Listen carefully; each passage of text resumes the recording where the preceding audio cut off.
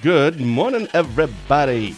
Rusk County Sheriff Phil Grassmann is our very special guest today, Thursday, July 24th, 2025. For DrydenWire.com, I'm Ben Dryden, and you're watching DrydenWire Live, presented by Americans for Prosperity Wisconsin. AFP Wisconsin works to reignite the American dream and break down government barriers that hold us back from our full potential.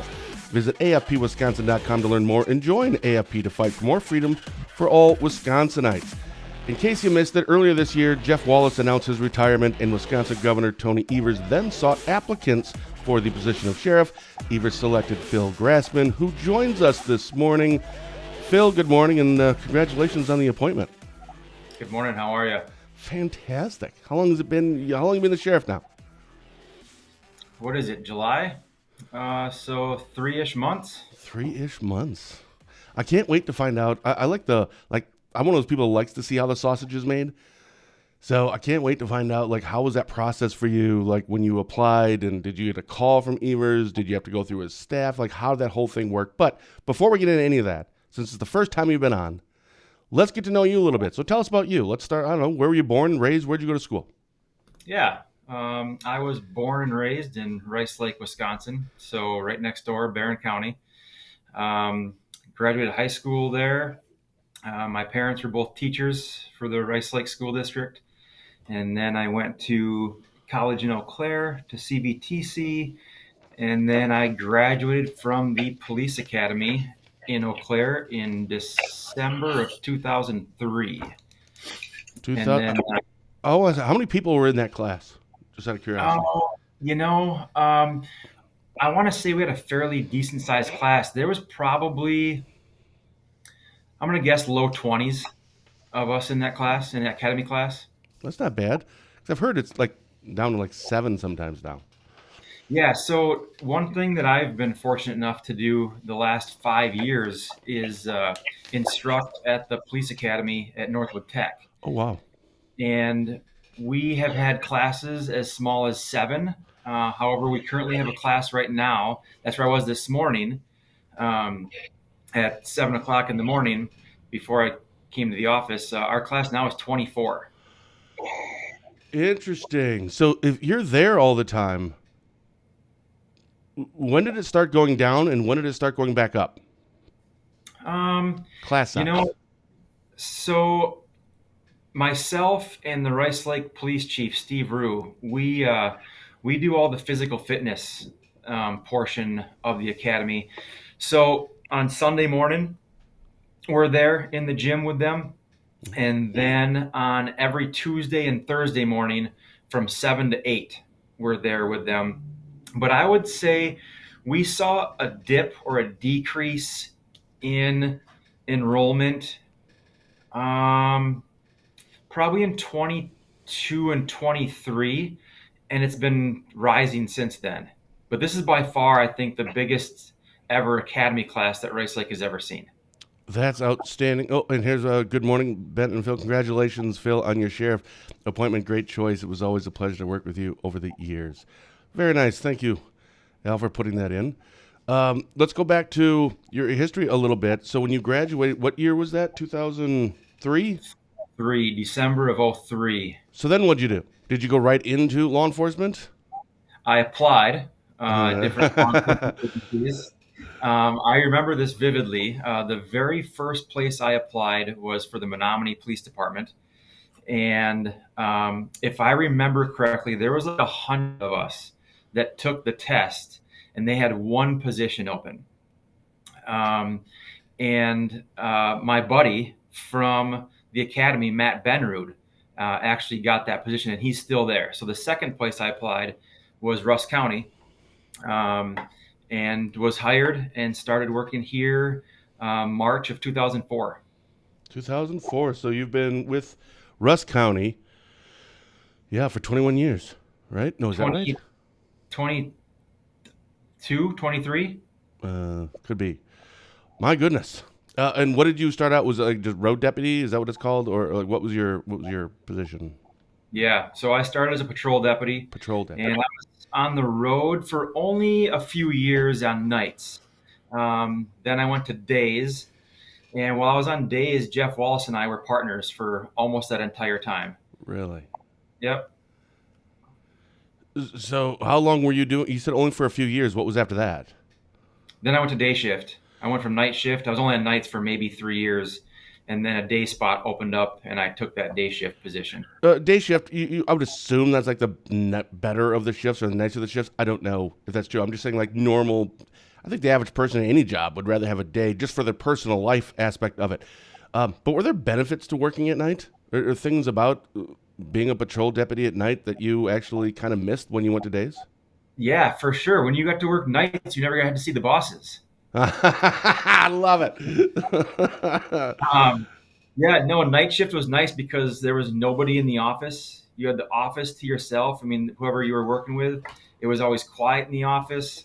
Um, the only problem for me on night shift was that 3 a.m. to 6 a.m. It was tough to stay awake for me for those 3 hours. That would be tough for anybody to stay awake from 3 to 6, and it's not really conducive to life. I mean, I don't know. Are there a lot of people in law enforcement that prefer nights and have been there? I've been a patrol deputy for 20 years, and I only like nights. Are there? Yeah, yeah, for sure. I think Really? every department has those guys and gals that um, they've been on nights their entire career, whether it's 10, 15, 25 years. They just like the night shift. They've built their life around that schedule. And we have guys that have been on nights for 15 years and they don't want to come to days. They like the night shift. Um, and I wouldn't be surprised if they don't end their career still working nights because that's what they prefer. I would think it's a little more exciting, right? I Yeah. would So you think. get, I mean, and I think every police department, every sheriff's department is probably similar, where the day shift gets a lot more call volume, Yeah. but the types of calls are different. Could you give me an example? Um, Typical night night, call versus a typical day call. so day calls, a lot of day calls, thefts, property disputes, child custodies, civil standbys. Nighttime, it's a lot more um, domestic violence, Hmm. a lot more narcotics work, a lot more OWI enforcement. So it's different. Day calls and night calls.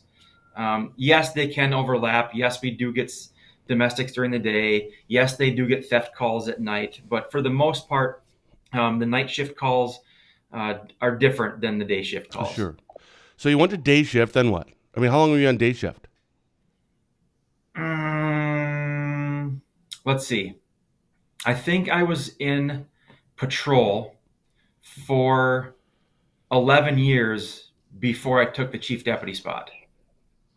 So I was on day shift for probably, I'm going to guess, 7 to 8 years. Okay, so when you got the chief deputy position, about what year was this now? Chief deputy, let's see. I think I was appointed to the chief deputy position in 2014 or 15. 2014 or 15. And by the way, good morning, Sharon and Wayne and Senator Romaine Quinn. Thanks for serving our Rusk County. I'm assuming he's referring to you, Phil. Thanks, Romaine.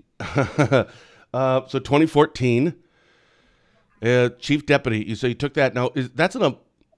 How does that process work in Rusk County when it's a chief deputy? So there was a position that was open, and then the sheriff ultimately selects, right? But isn't there like a? Do you guys have like a committee on the board or something that kind of narrows it down or takes applicants or something like that? I mean, what was that process like? Yeah, no. So the chief deputy is solely appointed by the sheriff. Okay, so in uh, obviously you guys had known each other for a long time, right? I mean, you had worked together, and okay, so you're the chief deputy. So, well, transitioning from patrol deputy to now chief deputy, all those bosses that you earlier talked about, you didn't have to see. Now you're one of them. Yeah, shoot. So now, so what was that like? Were you still like, I want to be one of the guys still, or was it like, dang it, here's the thing, I'm the boss, one of the bosses now. Yeah, no. I still feel like I'm one of the guys. When you're here for 40, 50 hours a week, you're with the guys, more than you're home. Um, but there is that fine line between um, administration and wanting to still be one of the guys. But for years and years and years and years, Jeff and I were never over us helping guys on the road. When it got busy, we weren't afraid to hop in the squad and go help them on calls. When it was busy at night, when there was a lot of calls and they were backing up, there was important stuff going on. We didn't hesitate to leave our house and come out at 8, 9, 10, 11 o'clock at night. And I think that's important to, even though you're admin, that's super important to still, show everybody that you work with that you're not above getting your hands dirty. So 2014 chief deputy, and then 10 years later you're still doing it. Jeff's still the sheriff. He's running for sheriff. A couple years ago when he ran again, I'd heard a rumor that maybe he was thinking about not running again, but decided, no, I'm going to run again. Don't know if that's true. It's just kind of what I heard. At any point, did you have aspirations like, okay, I want to run for sheriff at some point? Or, boy, if Jeff just stayed the sheriff and I stayed the chief deputy, I'd be totally happy doing this for the rest of my career. Jeff and I definitely had those conversations where I said, hey, if you want to be the sheriff for another 15 years, I'll gladly stay in the chief deputy spot. But I knew he was going to retire at some point before I was able to retire. But no, it was a smooth transition. Yeah. He announced, I think, back in January that he was going to be retiring. I think April 1st. Evers put out as he does, the governor has to put out the announcement seeking applicants. You applied to that. I'm assuming you talked to Jeff and said, I'm going to put in for this. Do you know how many? If there were more than one person that applied? Do you happen to know that? Don't need names. Just do you know if there was more than one? From what I've been told, there was 3. Okay, so now walk us through what that process was like. Like, how do you even apply? You just I don't know. Yeah, fill out a resume. You fill out an application. So I did do a resume, cover letter, all that jazz. But it's an application online, and it's on the governor's website. And it took, I want to say, from the time that applications were due, the application deadline, until I received a call from anybody at the governor's office was probably, if I recall correctly, 2 or 3 weeks. Oh, okay. And then after that call, they let me know that there was going to be some interviews moving forward. So we scheduled the first interview, and that was with one of the governor's staffers, I believe, and a retired sheriff from Wisconsin. I forget what county he was from. Had that interview. And then the second interview that I had was... Where was the interview? Was it like Zoom or in person? And in person, where? It was Zoom. It was all Zoom. Okay. Yep. So then after that first interview, then they told me there was going to be a second interview, and that was going to be with the governor. So that interview took place via Zoom or in person? Zoom. Zoom again. Okay. Well, hold on. Wait a second now. See, now we're going to slow down because this is the stuff that fascinates me. So you're told now that you're going to have a second interview, and it's going to be with the governor. Have you ever met the governor? I'm assuming Never. You must have. I just assumed he was in Rusk County at some point. I can't believe I said that. That's funny. But going into that, you're going to have that Zoom call. What's going through your mind like the night before? Public speaking has never scared me before. Interviews have never scared me before. Yeah, but this interactions. But to me, I was like, you know what? I'm going to be me. Yeah. And I'm going to answer the questions the way I know how. And if it's not what they want to hear, then I guess it's not what they want to hear. But, I wasn't too nervous. The interview lasted about an hour. It was very laid back. It was more just general conversation than it was actually specific hardline questions. It went fine. And then at the end of that interview, he asked me, if you were appointed to this position, do you think, would you have interest in running for re-election? And I told him, yes, I would. And he said, well, I want to tell you right now that the position's yours if you want it. And I gladly accepted it. I don't know if you're able to share this or not. But because whether it's a Republican or a Democrat, it's the governor. Doesn't matter. But was there any questions regarding anything policy wise that would be more on one side of the the the spectrum there of like liberal or conservative? Like, how would you handle this scenario? Are they kind of looking? Was there anything that was kind of along those lines? That's a super good question. I was actually surprised that there was not a single one. Bizarre. Yeah, there wasn't a single political question. That's awesome. I agree. Right. I think that's awesome. Yeah, I agree. If I Yep. appoint you sheriff, will you vote for me? That's what. Listen, I'd be a terrible. Like, don't give me any power ever. I would absolutely abuse my power any chance I could. So don't. You don't want me in those positions. So you get the gig, then Jeff leaves, and you walk in day one, new office. But now what? I mean, that's got to be weird. Day one. Yeah, it was a super smooth transition as far as the first day or two. Jeff and I worked real close together for several years. There was no surprises when I took office. There was no unknowns. The only thing that was worrisome or troublesome for me and was really hard is the first several months that I was the sheriff, I didn't have a chief deputy or a jail captain. So, Yeah, yeah. and actually, that's where I would like to go next is talking about staffing because you jail captain George Murray. I love that guy. He was Yep. now over in Barron County, and then of course losing 20 years experience with Jeff Wallace, and then you move up, and then we'll get to all that in 15 seconds here after a word from Spooner Health. Compassion is at the center of everything we do. It's rooted in who we are and why we're here. It unites us as providers, neighbors, and as a community. Learn more at spoonerhealth.com. Yeah, so that was I didn't know what your staffing level was like before, but losing both of those, the experience and just those positions.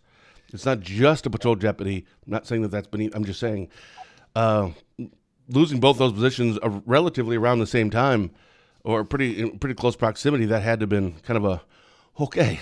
Hey, I'm the sheriff. Oh snap! Right, we have these holes we got to fill. So how is that going? It's going well now. It was tough for several months. I didn't. I'm actually glad it happened. To be honest with you, it was tough. It was very long days. Bringing my laptop home and working at home several nights a week. But I learned a ton about our jail during those several months. So I'm really glad it happened because if it didn't happen, I probably wouldn't have the knowledge about our jail now that I do. Well, that's excellent. So did you select a chief deputy? Yes, yes. So we have a jail captain and we have a chief deputy. So our jail captain has been with us for, I'm going to guess, 25 to 27 years. His name's Tom Olenek. He was a sergeant in our jail for several years. And then our chief deputy is Matt Wycheck, and he was a sergeant for us on patrol. My goodness. So the kind of the core team are all those positions filled, Yep. and so now what about the patrol deputies and Yeah. jailers and Yep. all that? How is the staffing there? We're working our way back to full staff. We're only one short in the jail right now. We have several new jail staff that are in the FTO process. There's a jail FTO and a dispatch FTO process on the road. With my being able to instruct at the academy in Rice Lake, I kind of have an in, I guess you could say, as far as kind of picking candidates that I think will be real good law enforcement officers. So, as of right now, one of the recruits at the academy is currently going through the academy and doing FTO with us. So we're hoping he's done with the academy and off of FTO in September and on his own. And we're currently in the hiring process right now for another recruit at the academy to hopefully get him hired on. And then we have one more recruit from the academy that we're going to be starting a background on this week. Oh my goodness! So that means in a few months here, you should be. In theory, everyone stays where they are right now, fully staffed. When is the last time when is the last time Rusk County was fully staffed? Sheriff's Department. For patrol? For everything. Like everything all across the board. Like we're not hiring anybody right now. I don't recall a time.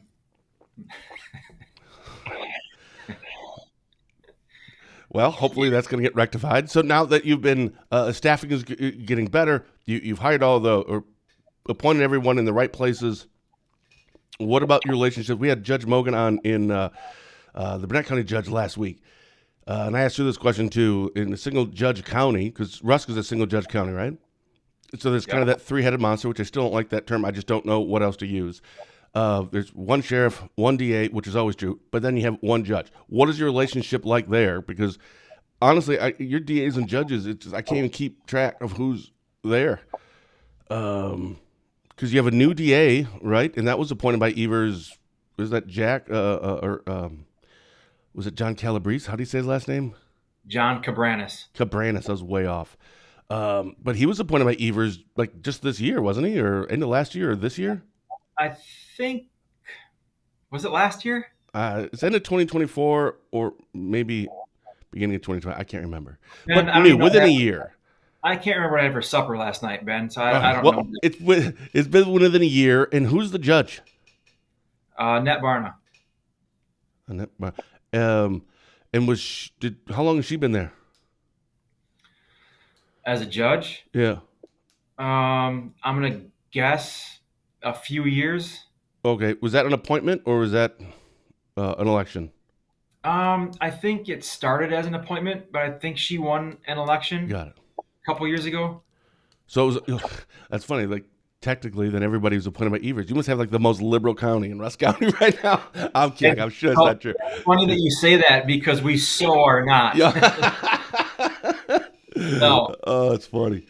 That's funny. So what is your relationship like with them? Now, obviously you have to build those relationships. Are you doing that? Is that important to do?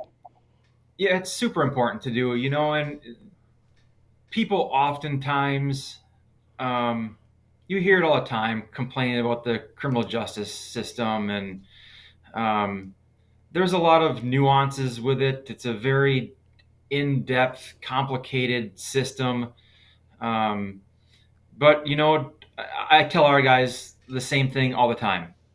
Sometimes our staff gets upset when something doesn't get charged or someone doesn't get sentenced the way they want them to be sentenced. And I tell them the same thing every time. I said, we're going to keep doing the same exact thing that we do. We are going to respond to calls. We're going to investigate those cases. And we are going to arrest and refer charges as appropriately as we possibly can. Once we do our reports, once we do the investigation, it's completely out of our hands. So, it's tough. I mean, just human nature sometimes. It's very tough to tell yourself to not get super frustrated over things you have no control over. Agreed. I mean, we know this, but knowing it and applying it, a little different. True. Yep. Because I look at that stuff too, and I'm not in the room with a lot of these things, but I'm like, what in the world what is this DA doing, or what is this judge doing? We all do it. I don't know. Yeah, but I would think if I was in your line of work, it would just be like times 10. So yeah. I mean, it's a good lesson that you're teaching them that listen, we did everything that we could do. That's out of our hands now.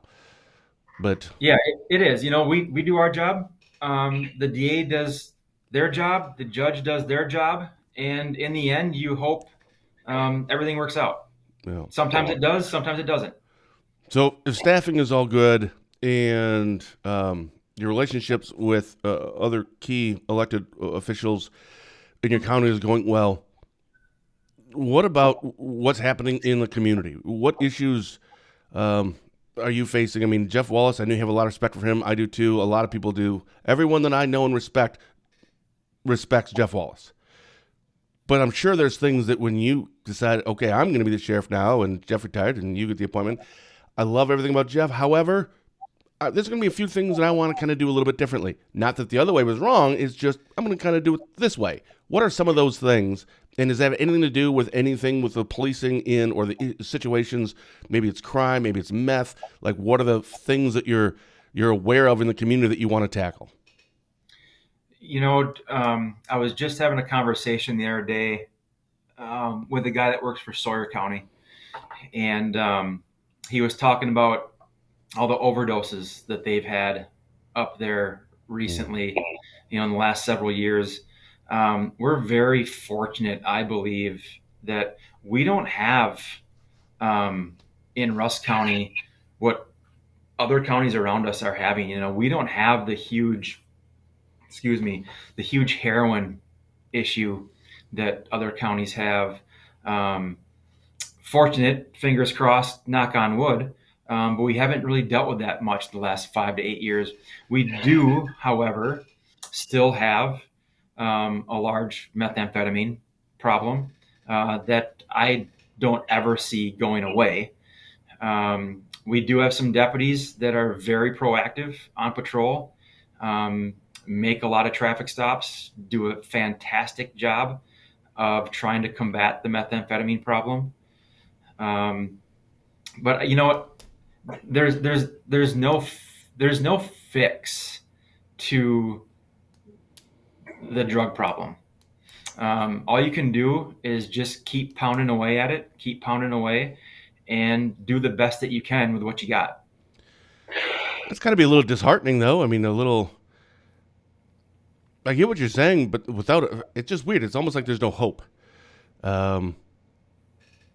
Can't fix the meth problem. I mean, we can do everything we can to combat it, of course, and we're going to arrest it. We're going to look for it. Absolutely. And that's all you can do.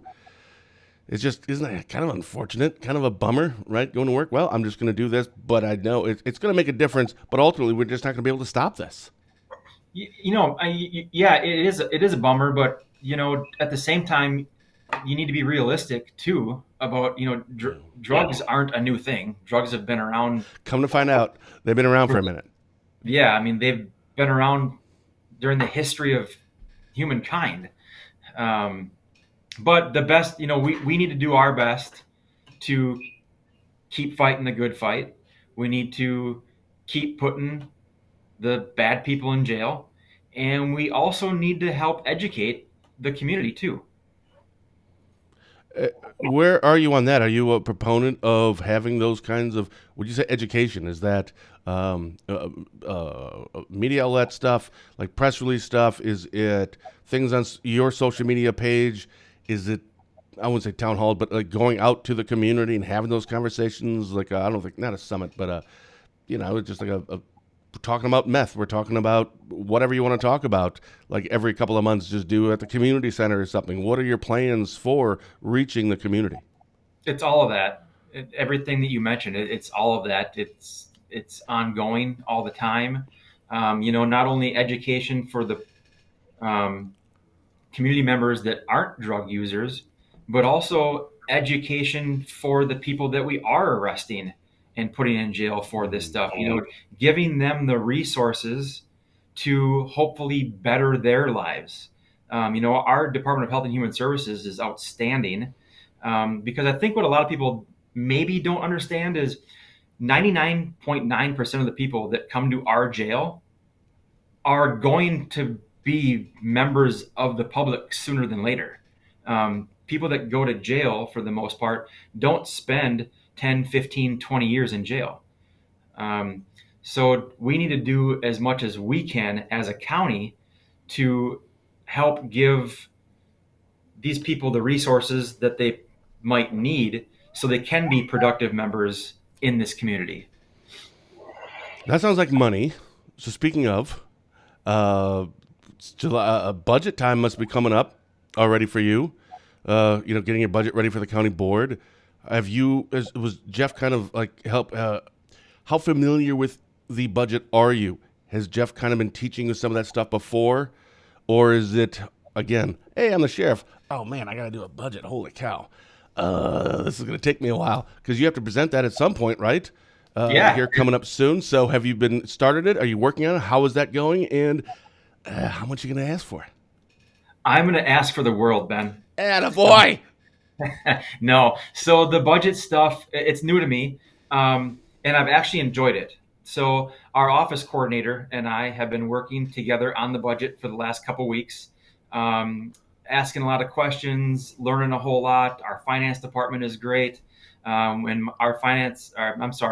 our office coordinator and myself, we actually have a meeting with the finance department tomorrow at 10 a.m. if you want to sit in. I mean, is it on Zoom or something? Can I watch it? No, no, no. But budget. It's a big thing. It is It's a huge thing. It's a big thing. I take it very seriously. It's very important. Um, so we're going to do everything that we possibly can to be fiscally responsible with that money. Well, just ask again. When you said I'm asking for the world, I think you should.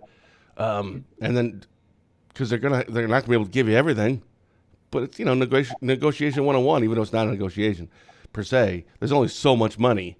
But yeah, ask for everything and just hope you get some of it. Like I don't know of any department that would ever walk in and just say, "Now we're good." Like what? Who would say that? That's stupid. We are going to walk in with a very realistic budget. Really? Mm-hmm.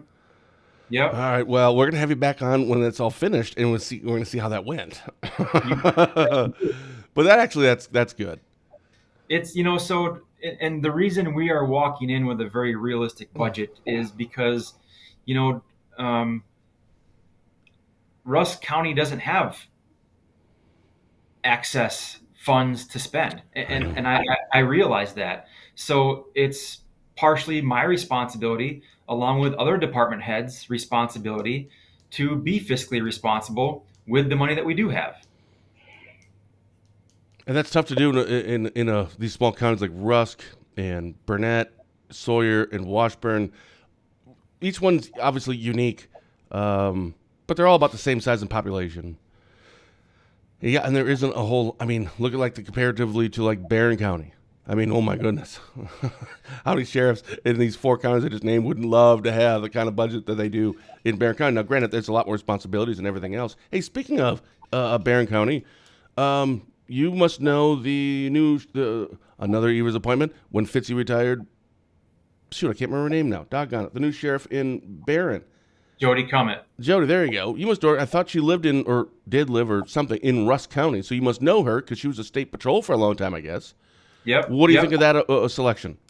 I've known Jody for, but at least 20 years. Her husband, Riley, worked for our department for 16 or 17 years. Sure.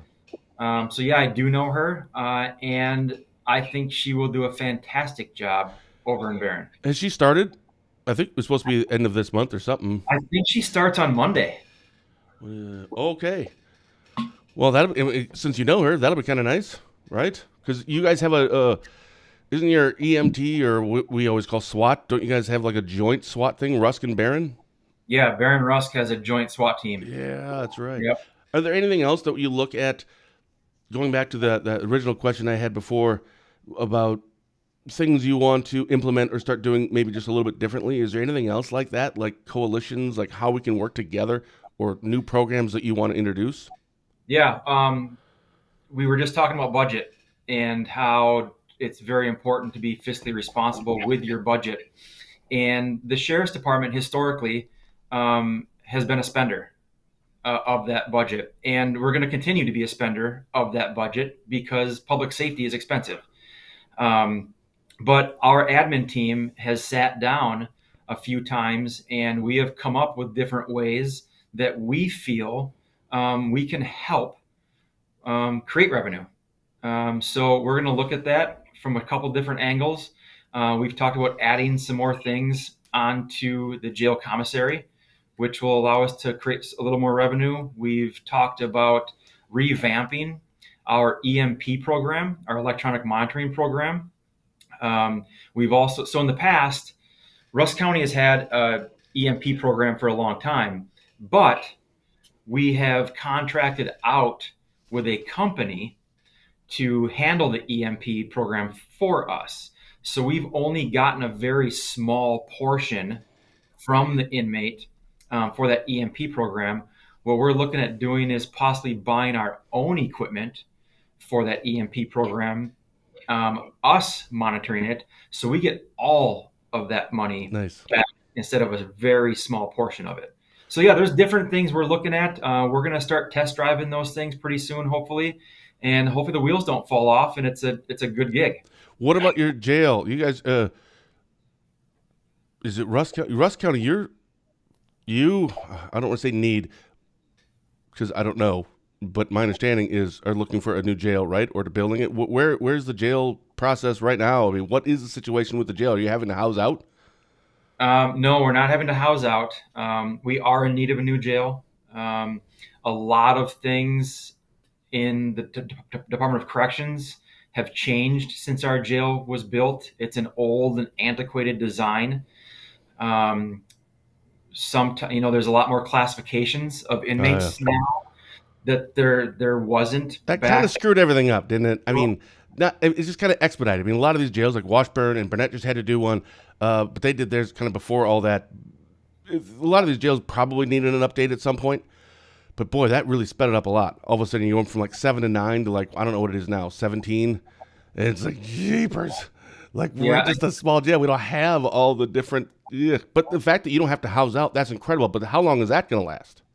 We don't know. We don't know, Ben. We don't know. That's why I think it is very important for us to continue looking at the possibility of a new jail, because we don't want to have to house out, because that's going to be a huge expense. Yeah. You know, you should also start. You should start like a morality police division. You should do that, and you could hire me as long as you don't mind a hypocrite. I will absolutely volunteer for that position. Make me the morality police chief in that division. I would love that. Again, as long as you don't mind, me being a hypocrite. Well, we'll have to talk wage and bennies. We'll talk wage and bennies. All right. Thank you so much for coming on, man. Is there anything else you want to make sure we talked about? Hopefully this is the first of many more times that you'll be coming on, but is there anything else you want to talk about we didn't get a chance to? Yeah, no, I think it was good. It was my first time. Maybe I can graduate up to like middle school level next time we chat. That's awesome. Yeah, it's fun. I like it. Awesome. Thanks so much, man. Best of wishes for everything. Good luck on the budget. We'll have you back after the budget and find out how that went for you. You bet your boots. Thanks, Ben. All right. Special thank you to Rusk County Sheriff Phil Grassmann for taking the time to come on for a chat today. And thank all of you for your comments today. I'll see you next Thursday when I'll be chatting with, speaking of, Senator Romaine Quinn, who joins us on the last Thursday each month. So until then, for DrydenWire.com, I'm Ben Dryden saying thank you for watching. And as always, have a blessed day.